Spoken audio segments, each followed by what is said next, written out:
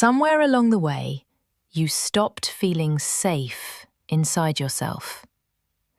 Maybe it was trauma. Maybe it was pressure.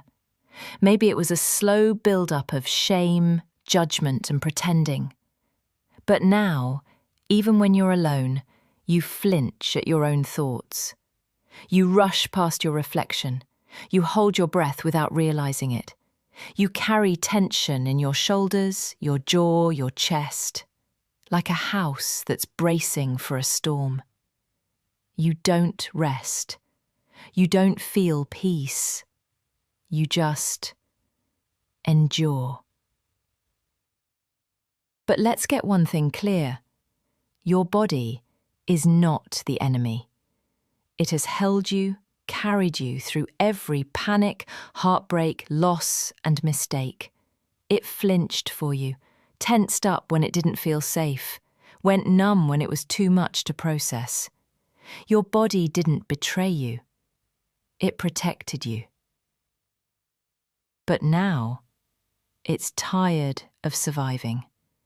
And maybe you are too. So what does it look like to feel safe again in your own skin? It doesn't start with control, or fitness, or appearance. It starts with softness, breathing deeply, on purpose. Placing your hand on your chest and saying, "I'm here, I've got you." Sitting with feelings instead of outrunning them. Eating when you're hungry, not when it's convenient. Letting your body rest without guilt. Moving to feel, not to punish. You don't have to earn rest.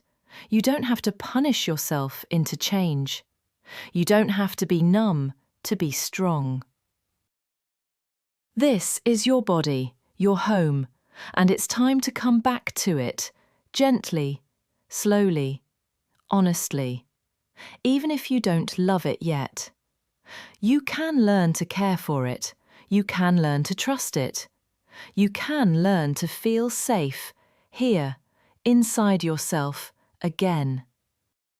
So, if your breath is shallow, if you're constantly tensed up, if you haven't felt calm in months, this is your permission to soften. You deserve peace, not just in your mind, but in your body.